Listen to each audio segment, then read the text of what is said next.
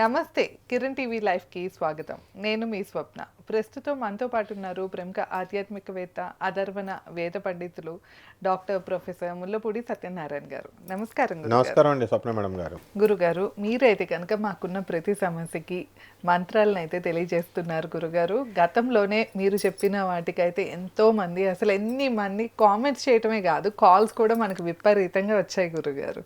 ఇప్పుడు వచ్చేసి మనం ఈ వీడియోలో అందం గురించి మాట్లాడుకుందాం గురుగారు.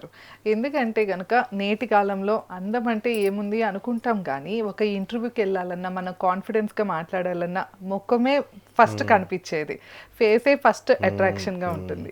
సో అందుకని ఆ ఫస్ట్ ఇంప్రెషన్ బెస్ట్గా ఉండాలి అంటే కొంచెం వాళ్ళకి అందము, తేజస్సు అనేది ఖచ్చితంగా అవసరం గురుగారు. అది ఆడవాళ్ళనే కాదు, మగవాళ్ళకైనా కూడాను. సో అలాంటి తేజస్సు, వర్చస్సు వచ్చేలాగా, ముఖంలో కాంతి పెరిగేలాగా మీరు ఏవైనా మంత్రాన్ని తెలియజేస్తారా గురుగారు? తప్పకుండా అమ్మ.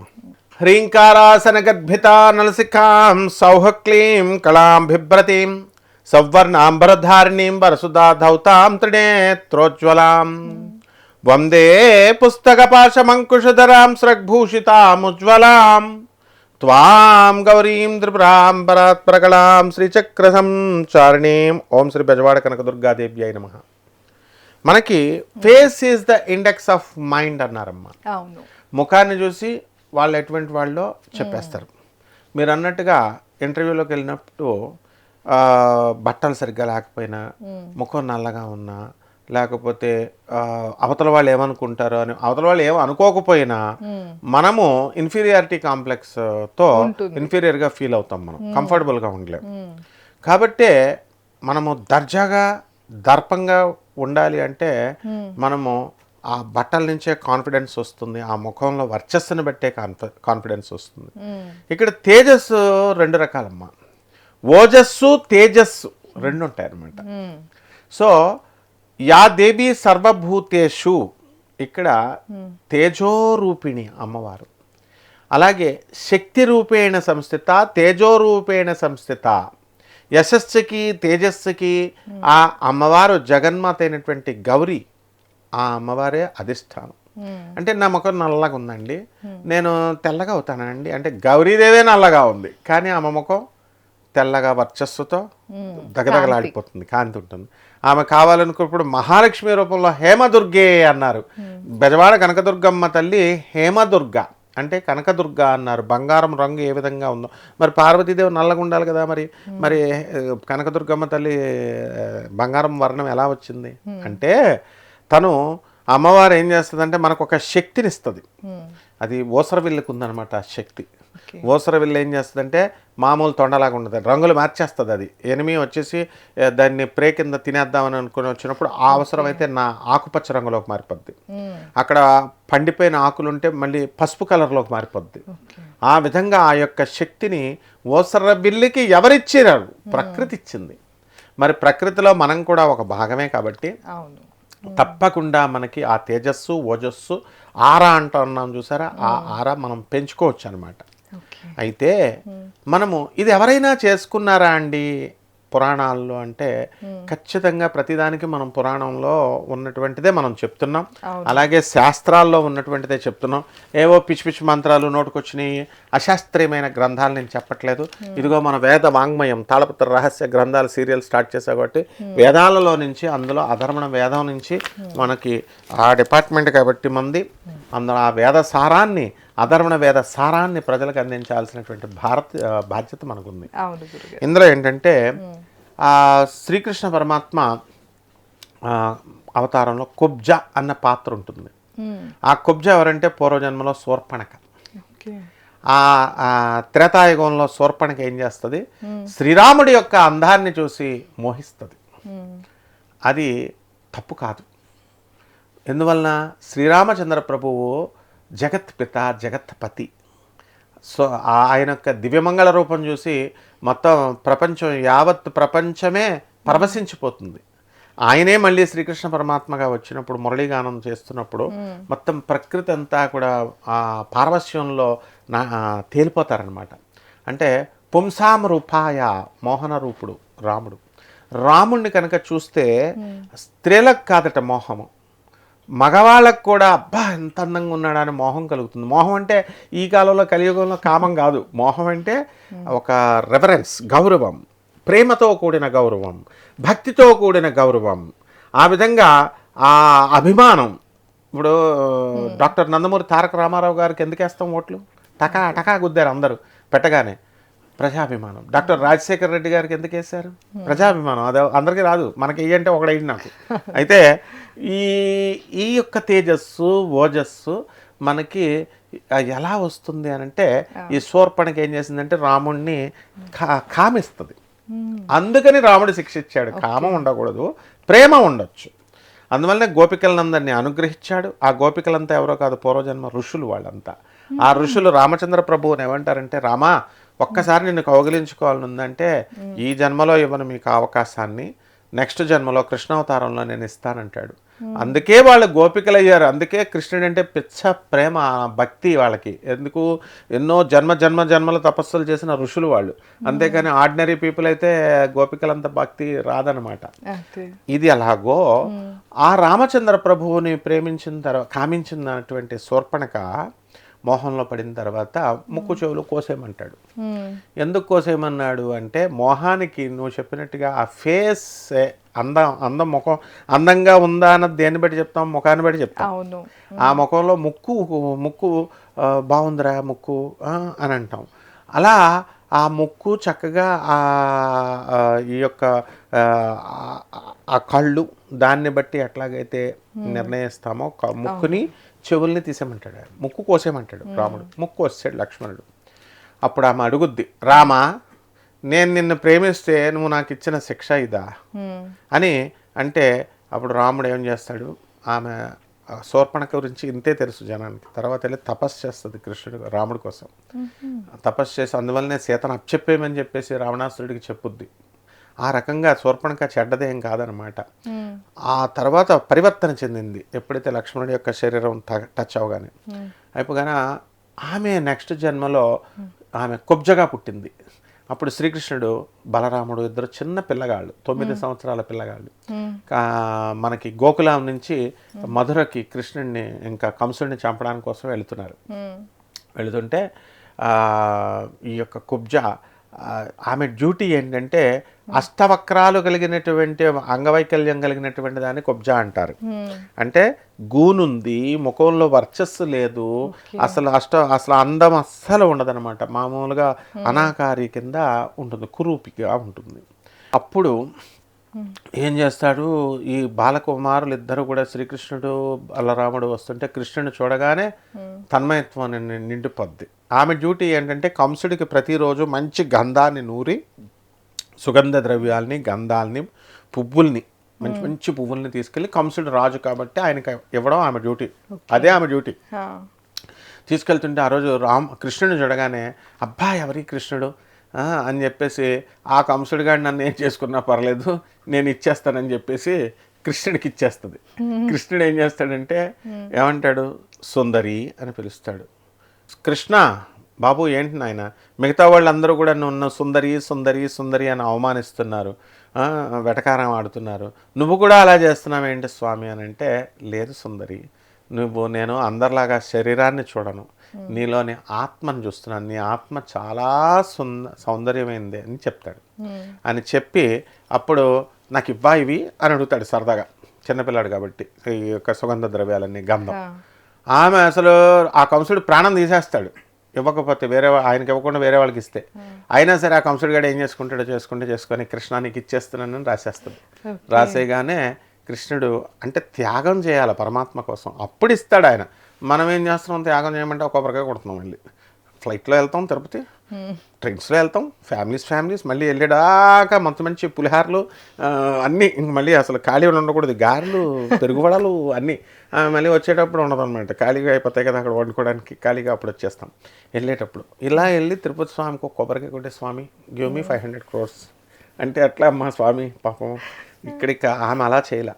ఆ కంసుడి గాడు నన్ను వేసేసినా, నన్ను చంపేసినా సరే నాకేం పర్వాలేదు, నాకు కృష్ణుడికి నేను సమర్పించాలి అని త్యాగం చేసి, this is called sacrifice. So అప్పుడు ఆ గంధాన్ని రాసేస్తుంది. రాసేయగానే కృష్ణుడు ఏం చేస్తాడు, ఆమె బొట్టనవేలుని పట్టుకుని ఇలా బొగ్గను పట్టుకొని పైకి లేపి చేయగానే ఆమె మొత్తం గూనంతా పోతుంది. అప్పుడు శ్రీకృష్ణ పరమాత్మ యొక్క స్పర్శ తగలగానే ఆమె అప్పుడు దాకా ముఖం కళావిహీనంగా ఉంది, వెంటనే గొప్ప సౌందర్యవత అయిపోద్ది, తేజస్సు వచ్చేసింది, ఓజస్సు వచ్చేసింది.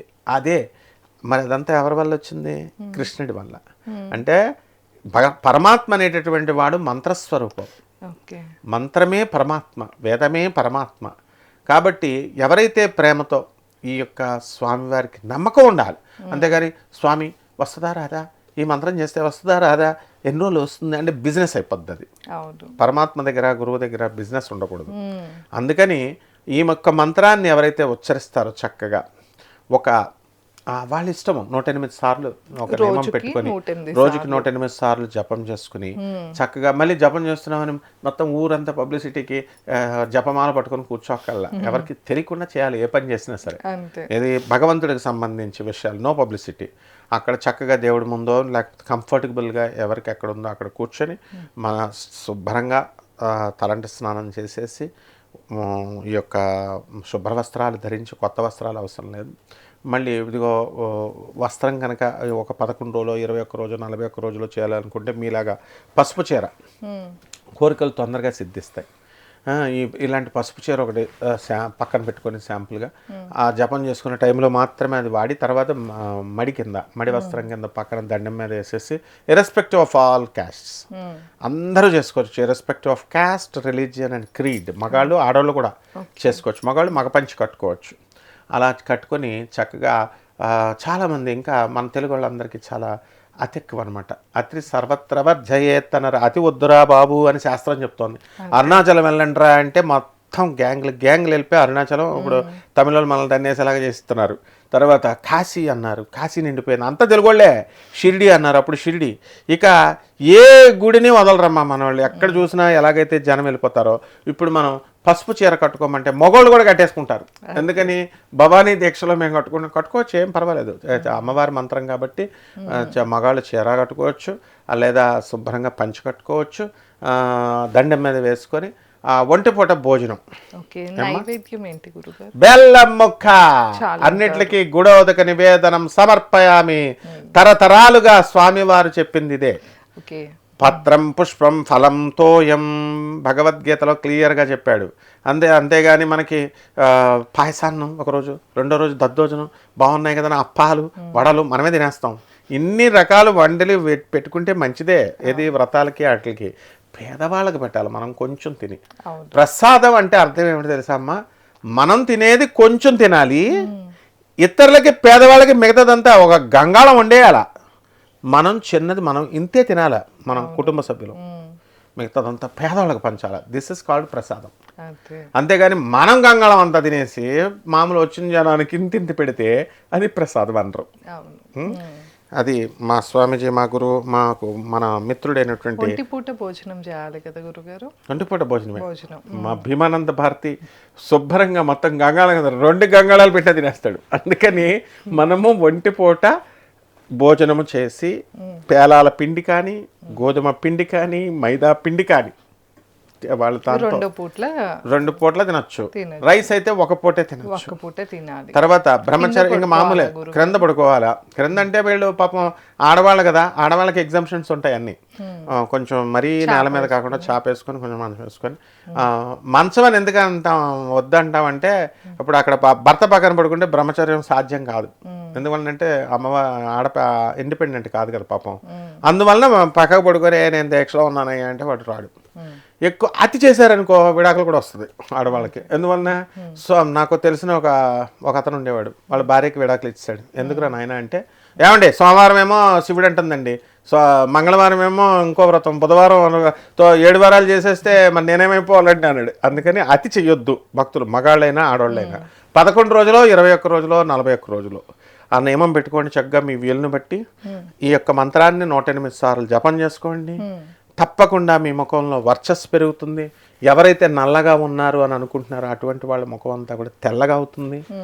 ఏ సమయంలో అయినా చేసుకోవచ్చా గురుగారు? ఏ సమయంలో ప్రాతకాల సమయంలో చేసుకుంటే మంచిది. మంచిది. మరి తెల్లారుజాము 1 గంటలకు 2 గంటలకు 3 గంటలకు పొద్దున లేచి కుదరకపోతే ఈవినింగ్ అయినా చేసుకోవచ్చు. మధ్యాహ్నం ఆఫీస్లో వెళ్ళేటప్పుడైనా సరే ఎక్కడైనా మడి వస్త్రం చేసి నియమంగా చేసినప్పుడు మాత్రము చక్కగా ఇంట్లోనే చేసుకోవాలి కాబట్టి సాయంకాలం కానీ ప్రాగల కానీ చేసుకోవచ్చు. ఈ రకంగా చేసుకుంటే చాలా మందికి చూడండి దరిద్రం పట్టుకునేటప్పుడు ఏమవుద్దంటే తెల్లగా ఉన్న వాళ్ళకి నల్ల మచ్చలు వస్తాయి. ఓకే. దరిద్రం పోయేటప్పుడు ఈ యొక్క నల్ల మచ్చలు ఆటోమేటిక్గా పోతాయి లక్ష్మి వచ్చినప్పుడు. అందుకే ఈ డెర్మటాలజీలో మనకి ఈ యొక్క మచ్చలు వచ్చేస్తాయి, ఏ మందు వాడకుండా పోతాయి. విచిత్రం అది. కాబట్టి నల్ల శోభి ఆ దరిద్ర లక్షణం, తెల్ల శోభి వచ్చింది అనుకోండి అదృష్టం. ఈ రకంగా మనకి చక్కగా ఈ యొక్క మంత్రాన్ని జపం కనుక చేసుకున్నట్లయితే 2 పూట్ల లేదా 1 పూట 108 సార్లు తప్పకుండా వీళ్ళందరి ముఖంలో వర్చస్సు పెరిగిపోతుంది. అసలు కరీనా కపూర్, త్రిష ఇలాంటి టాప్ హీరోయిన్స్ ఎవరైతే ఉన్నారో మీరు కూడా అందంగానే ఉన్నారు. అందుకని నేను అలా అందంగా, స్త్రీ అంటేనే స్త్రీమూర్తి అంటేనే అందం, అలా అందంగా హీరోయిన్ లాగా తయారవ్వచ్చు. నమ్మకంతో చేయాలి. గురుగారు మంత్రం తెలియజేస్తారు. తప్పకుండా అమ్మ. దీన్ని 22 సూక్తం అంటారు తేజస్సు కోసం. ఇది అందరూ చేసేదే, కానీ భక్తితో పట్టుదలతో చక్కగా చేయాలి. మిత్రశ్చ వరుణశ్చేంద్రో రుద్రశ్చ చేతతు దేవాసో విశ్వధాయసస్తే మాం తు వర్చసా. ఇది మంత్రం. రెండోసారి మళ్ళీ చెప్తున్నాను. మిత్రశ్చ వరుణశ్చేంద్రో రుద్రశ్చ చేతతు దేవాసో విశ్వధాయసస్తే మాం తు వర్చసా. వర్చస్ ఆటోమేటిక్గా పెరిగిపోద్ది. ఇది వేదమంత్రం, నేను చెప్పింది కాదు. సాక్షాత్తు అధర్వణ వేదమే చెప్తుంది. అందువల్ల మాకు స్వరాలు రావండి, స్వరితాలు రావండి, దీర్ఘ స్వరితాలు పలకడం రావండి అని ఏం అవసరం లేదు. ఎందువల్లంటే హోమాలు యజ్ఞాల్లో మనం చేసినప్పుడు కంటిన్యూటీ చేసినప్పుడు ఈ రూల్స్ ఏముండవు. కావాలంటే మన యూట్యూబ్లో ఇప్పుడు గురువుగారు వేదాలలో పిహెచ్డి చేశారు, వేదసారాల్లో వెంకట చాగంటి గారిని, ఆయన బ్రహ్మాండంగా చెప్తున్నారు. అందువలన చక్కగా పెద్దలందరూ కూడా చెప్పినట్టుగా జాగ్రత్తగా వేద విజ్ఞానాన్ని అందరూ అర్థం చేసుకొని దాన్ని స్ప్రెడ్ చేసుకుంటే మనకి చక్కగా వీళ్ళ కోరికలతో పాటు బ్రహ్మోపాసన చేసినట్టు భారత సంస్కృతి, సనాతన సంస్కృతిని మనం కాపాడుకున్నట్లు అవుతుందమ్మా. తప్పకుండా గురుగారు. సో విన్నారు కదా, అందం కోసం అయితే గురుగారు ఎంతో చక్కగా మంత్రాన్ని అయితే మనకి తెలియజేశారు. ఈ మంత్రాన్ని నిత్యం 108 సార్లు చేసుకోండి. అలానే గురుగారు చెప్పిన చిన్న చిన్న నియమాలు పాటిస్తూ నమ్మకంతో చేసుకుంటే కనుక మీకు అంతా మంచి జరుగుతుంది. ఇంకా మీకు ఏమైనా సమస్యలు ఉన్నాయి, ఒకసారి గురుగారిని సంప్రదించాలి అంటే స్క్రీన్ పైన స్క్రోల్ అయ్యే నెంబర్కి తప్పకుండా కాంటాక్ట్ అవ్వచ్చు. ధన్యవాదాలు. నమస్కారం. నమస్కారం అమ్మా.